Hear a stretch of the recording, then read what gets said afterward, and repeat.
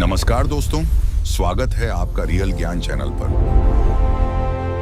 भगवान कृष्ण कहते हैं, भक्त होकर भी ये कर्म मत करना। मनुष्य के जीवन में भक्ति का अर्थ केवल भगवान का नाम लेना, मंदिर जाना, पूजा पाठ करना या माथे पर तिलक लगाना नहीं है। सच्ची भक्ति तो उस समय दिखाई देती है जब हमारे कर्म बदलने लगते हैं, हमारा व्यवहार बदलने लगता है और हमारे भीतर दूसरों के प्रति प्रेम, करुणा, सत्य और विनम्रता जन्म लेने लगती है। भगवान श्री कृष्ण ने भगवद गीता में कर्म, धर्म, सत्य, अहंकार, क्रोध, लोभ, मोह और मनुष्य के आचरण के बारे में गहरा ज्ञान दिया है। गीता का संदेश हमें यह समझाता है कि केवल स्वयं को भक्त कह देने से मनुष्य श्रेष्ठ नहीं बन जाता। यदि उसके कर्म किसी दूसरे को दुख देते हैं, यदि वह छल करता है, झूठ बोलता है, दूसरों का अधिकार छीनता है और अपने अहंकार में डूबा रहता है, तो उसकी भक्ति अधूरी है। कृष्ण का संदेश मानो हमें भीतर से पुकार कर कहता है, हे मनुष्य, भगवान को पाने के लिए बाहरी दिखावे से अधिक अपने कर्मों को शुद्ध करो। आज हम ऐसे ही कुछ कर्मों की चर्चा करेंगे जिन्हें एक भक्त को अपने जीवन से दूर रखना चाहिए, क्योंकि भगवान के सामने हमारी वाणी से ज्यादा हमारे कर्मों का महत्व है। पहला, कर्म झूठ और छल का सहारा लेना। जीवन में परिस्थितियां चाहे कितनी भी कठिन क्यों ना हो, एक भक्त को झूठ और छल को अपनी आदत नहीं बनाना चाहिए। कई बार मनुष्य कहता है, मैंने झूठ मजबूरी में बोला, लेकिन धीरे धीरे वही मजबूरी आदत बन जाती है। फिर मनुष्य अपने लाभ के लिए झूठ बोलता है, किसी को धोखा देता है और अपने गलत कार्य को सही साबित करने के लिए नए नए बहाने बनाता है। कृष्ण का संदेश हमें यह समझाता है कि मनुष्य को अपने कर्मों के परिणाम से बचने के लिए छल का सहारा नहीं लेना चाहिए। जो व्यक्ति भगवान का नाम तो लेता है, लेकिन अपने स्वार्थ के लिए दूसरों को धोखा देता है, उसे अपने भीतर झांक कर देखना चाहिए। भक्ति का पहला प्रमाण यह है कि मनुष्य अपने व्यवहार में सत्य को स्थान दे। सत्य बोलना हमेशा आसान नहीं होता।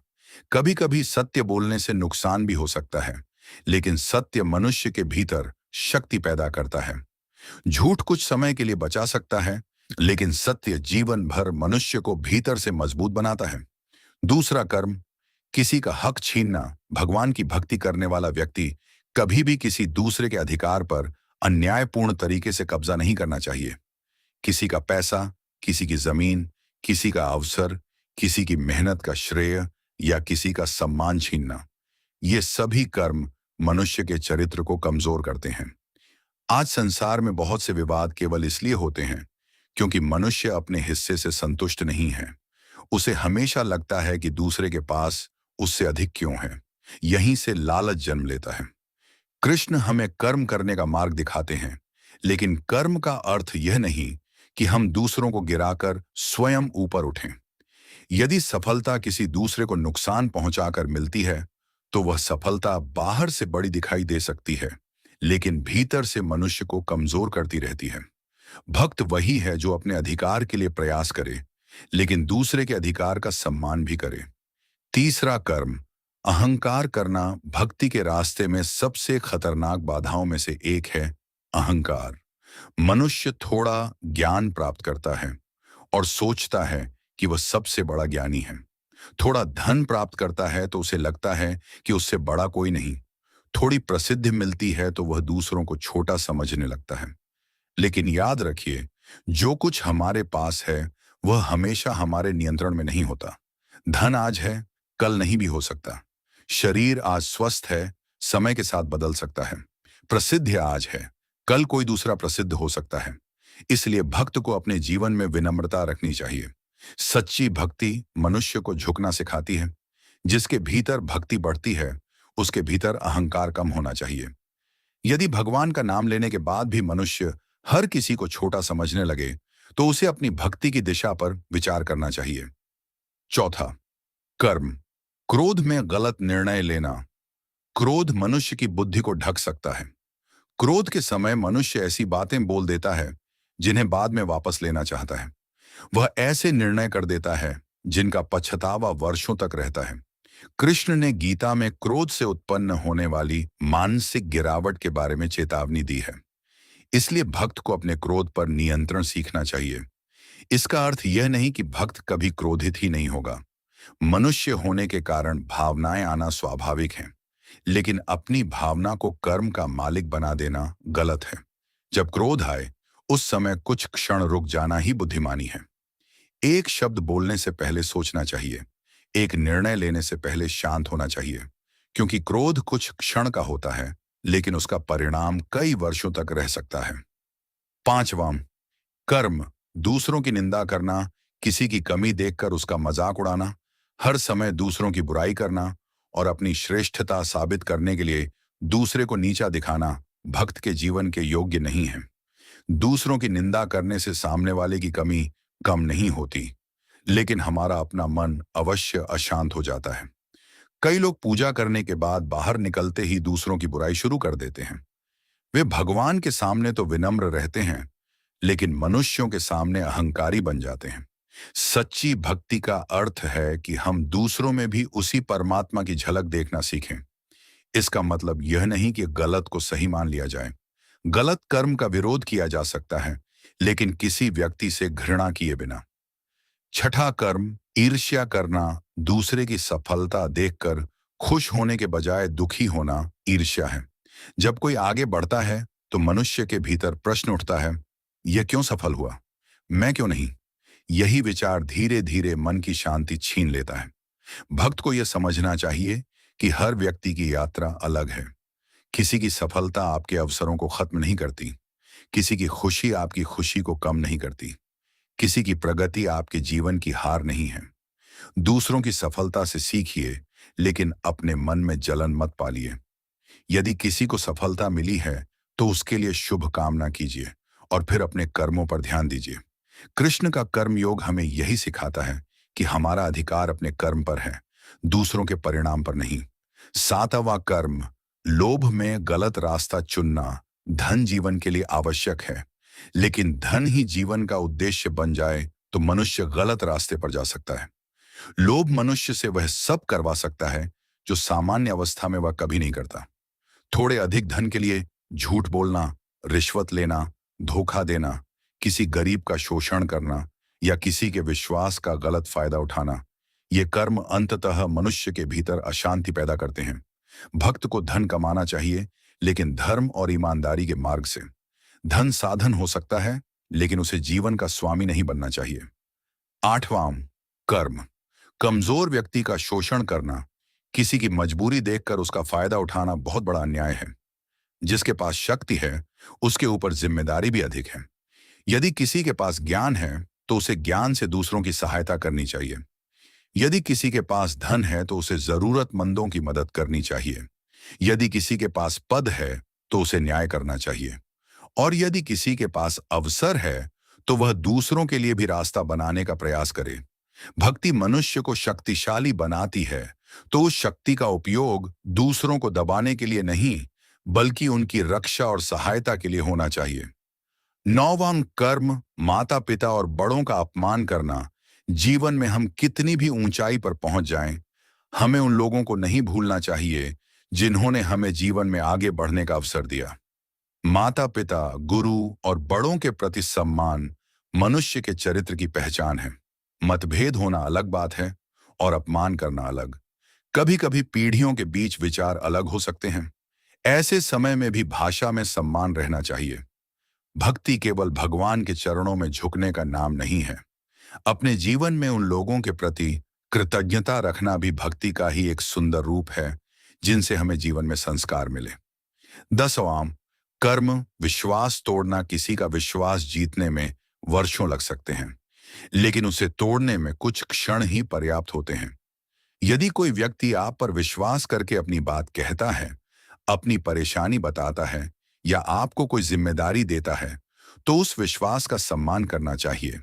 धोखा केवल आर्थिक नुकसान नहीं होता, किसी की भावनाओं के साथ खेलना भी धोखा है।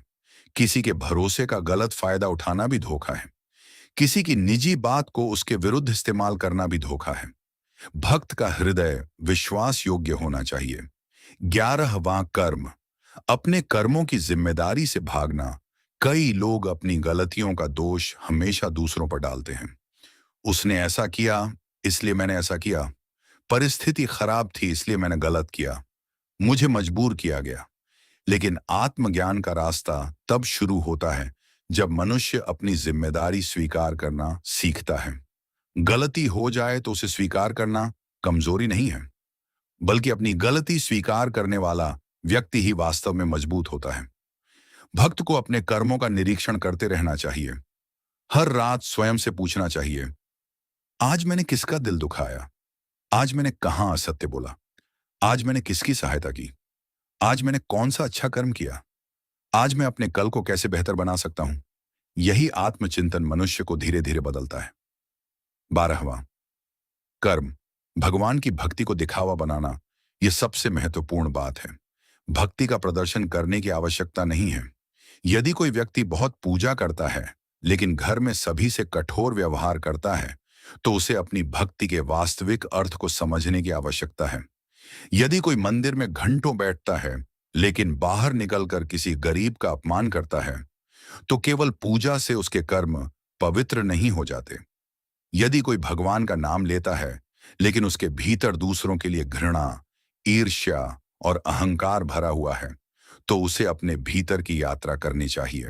भगवान को दिखावा नहीं चाहिए, भगवान को हमारे हृदय की सच्चाई चाहिए। 13वां, कर्म। किसी को जानबूझकर दुख देना, जीवन में हर व्यक्ति के साथ अच्छा व्यवहार करना संभव नहीं होता। मतभेद होंगे, विचार अलग होंगे, कभी कभी कठोर निर्णय भी लेने पड़ेंगे, लेकिन किसी को जानबूझकर दुख पहुंचाने में आनंद लेना मनुष्य को भीतर से कठोर बना देता है। भक्त को संवेदनशील होना चाहिए। किसी गरीब की परेशानी देखकर उसकी सहायता करना, किसी दुखी व्यक्ति की बात सुनना, किसी भूखे को भोजन देना और किसी अकेले व्यक्ति के साथ कुछ समय बिताना भी भक्ति का रूप हो सकता है। क्योंकि भगवान केवल मंदिर में नहीं, जीवों के हृदय में भी हैं। यह भाव यदि भीतर आ जाए तो हमारा व्यवहार अपने आप बदलने लगता है। 14वां, कर्म। मोह में धर्म को भूल जाना। मोह का अर्थ है किसी व्यक्ति, वस्तु या परिस्थिति से इतना जुड़ जाना कि मनुष्य सही और गलत का अंतर भूल जाए। कभी परिवार का मोह हमें गलत व्यक्ति का साथ देने पर मजबूर कर देता है, कभी धन का मोह हमें अन्याय करने पर मजबूर कर देता है, कभी प्रतिष्ठा का मोह हमें सत्य बोलने से रोक देता है। लेकिन भक्त को यह समझना चाहिए कि संसार में हर संबंध और हर परिस्थिति परिवर्तनशील है। जो आज हमारे साथ है वह हमेशा हमारे साथ रहे, यह आवश्यक नहीं। इसलिए संबंधों को प्रेम से निभाइए, लेकिन धर्म और सत्य को छोड़कर नहीं। 15वां, कर्म। अपने मन को अपना स्वामी बना देना। मन बहुत शक्तिशाली है। कभी यह हमें अच्छे कर्म की ओर ले जाता है और कभी गलत इच्छा की ओर। मन कहता है बस एक बार झूठ बोल दो। मन कहता है उसे जवाब दे दो। मन कहता है तुम मुझसे कम क्यों हो? मन कहता है थोड़ा गलत करके क्या होगा? लेकिन भक्त का काम हर इच्छा के पीछे भागना नहीं है। उसे अपने मन को देखना है, समझना है और आवश्यक होने पर रोकना है। गीता में मन के संयम को अत्यंत महत्वपूर्ण माना गया है। जो अपने मन को संभाल लेता है वह धीरे धीरे अपने जीवन को भी संभालने लगता है। सच्ची भक्ति की पहचान क्या है? सच्ची भक्ति की पहचान ये नहीं कि आपने कितनी बार भगवान का नाम लिया। सच्ची भक्ति की पहचान ये है कि भगवान का नाम लेने के बाद आप कैसे इंसान बने। क्या आपके भीतर करुणा बढ़ी? क्या आपका क्रोध कम हुआ? क्या आपने झूठ कम किया? क्या आपने किसी जरूरतमंद की सहायता की? क्या आपने दूसरों की सफलता से खुश होना सीखा? क्या आपने अपने अहंकार को कम किया? क्या आपने क्षमा करना सीखा? क्या आपने अपने कर्मों की जिम्मेदारी लेना सीखा? यदि इन प्रश्नों के उत्तर धीरे धीरे हाँ होने लगे हैं, तो समझिए आपकी भक्ति केवल शब्दों में नहीं रही, बल्कि आपके जीवन में उतरने लगी है।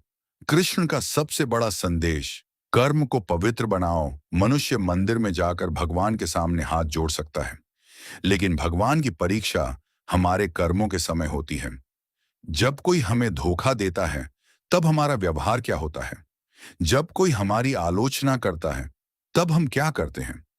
जब हमारे पास किसी को नुकसान पहुंचाने का अवसर होता है तब हम क्या चुनते हैं? जब हमारे पास किसी जरूरतमंद की सहायता करने का अवसर आता है तब हम क्या करते हैं? यही क्षण हमारी भक्ति को परिभाषित करते हैं। भक्ति का अर्थ समस्याओं से भागना नहीं है।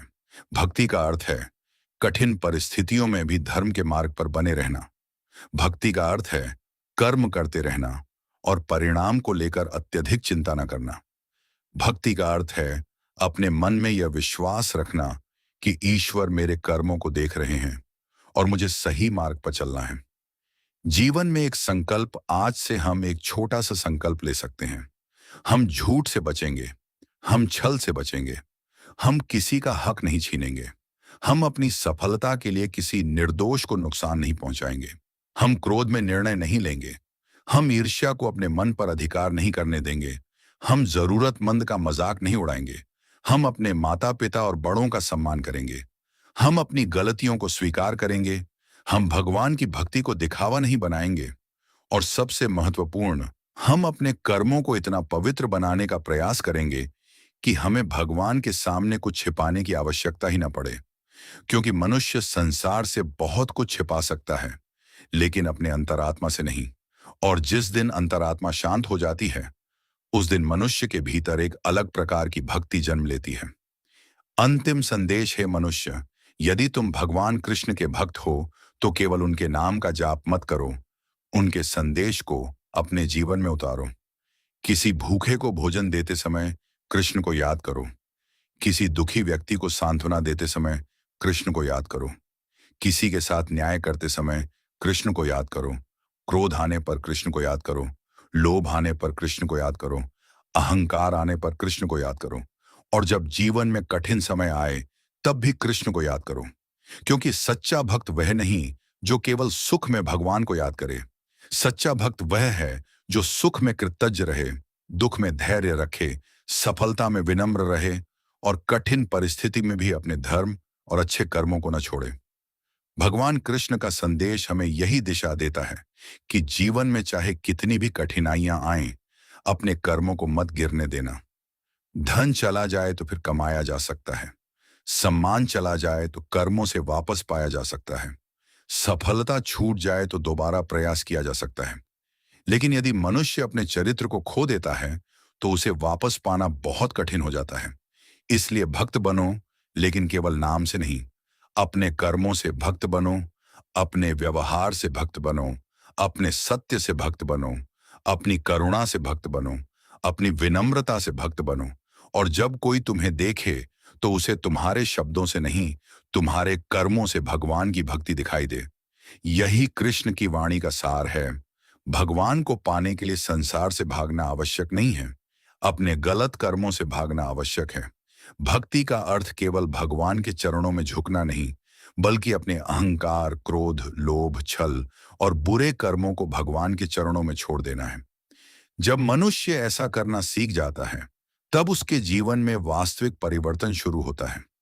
और शायद यही वह क्षण है जब भगवान कृष्ण की भक्ति केवल मंदिर की घंटियों में नहीं, बल्कि हमारे हर अच्छे कर्म में सुनाई देने लगती है।